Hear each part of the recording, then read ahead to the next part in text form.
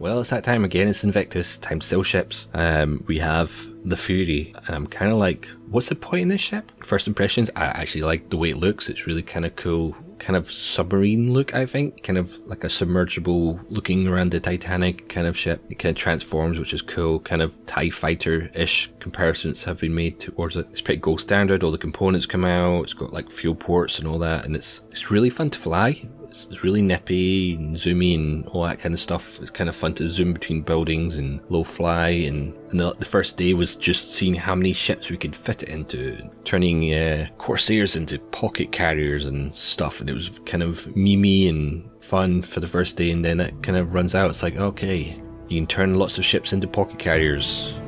We don't really have gameplay where we need pocket carriers or bigger carriers at the moment. It's not part of Star Citizen at the moment, especially in one system. But I can understand why CIG made it. It's something different. We don't really have small snub fighters other than the one that detaches from the Constellation, and frankly it pretty much never gets used for that, mainly just used for racing. But they need to make a ship to sell, and the small ships are quicker, take less development time, so it's more kind of value for your time spent. Obviously it's going to take multiple devs a long time to release a big ship. It might not get released in time for one of the sales, whereas a small ship is really quick to make comparably. And there's only so many starter ships, so many fighters, so many vehicles that you can make or remake. I mean, we've had, what, 3 biggest ships in the last 2-3 years? The Redeemer, Corsair, Vulture, everything's been small reworks of stuff we already have or new stuff, and where we haven't really had snub fighters. This kind of feels like another ship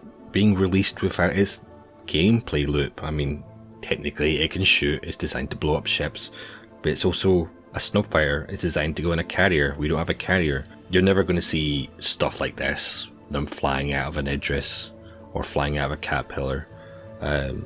Especially in the game we have like now, you're just going to be like multiple people crashing into each other. You're just going to have multiple people saying, oh, the door's not open. It was open on my screen.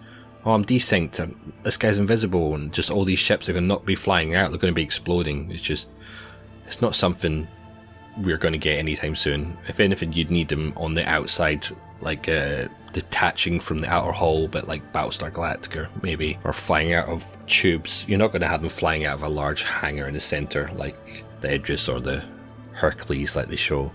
Especially later down the line when we have like a life support and resource management. These like ships are not going to be able to support the amount of crew in these ships. They're not carriers. Making new players suffocate. The Caterpillar is not a carrier. It's cool, it's not a carrier.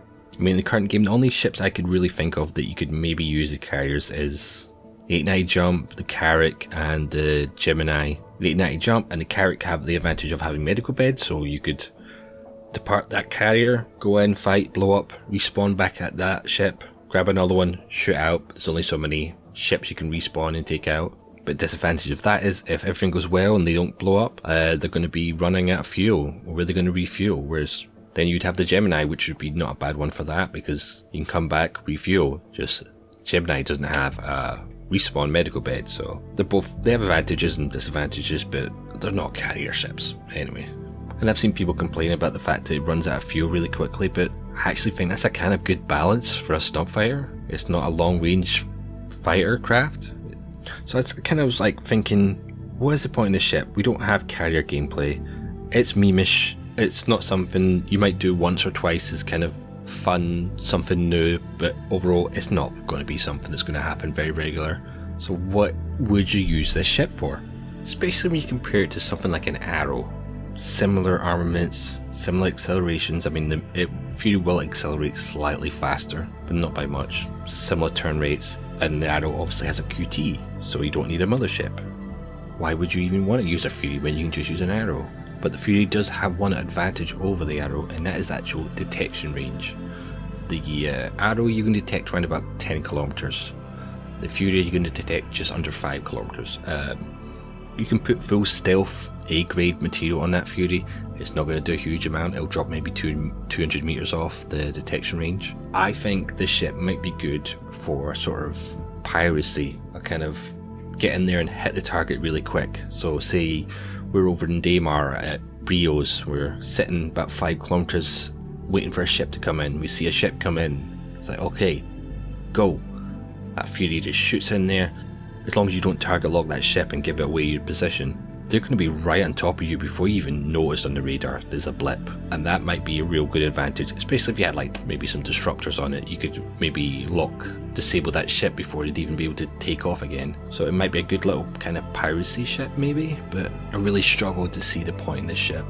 Maybe it's a really good racing ship. I've not tried racing in it, and I'm not a big racing person, so if you've tried racing in the ship, leave it in the comments what you think. Is it a good little racing ship? But I really struggled to find a point in the ship. I feel like another ship's been released without. It's just been released for being released sake, for making money, not for actually adding to the game, especially at the current state of the game. Anyway, this has been a bit of a kind of ranty video. It's well, not ranty, just kind of a discussion of my thoughts of the ship and a review kind of thing, I guess.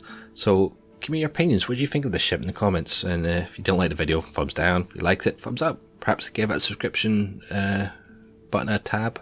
Subscribe button, not subscription. This isn't Twitch. Anyway, hope to see you in the verse and have a great rest of your day. Peace out.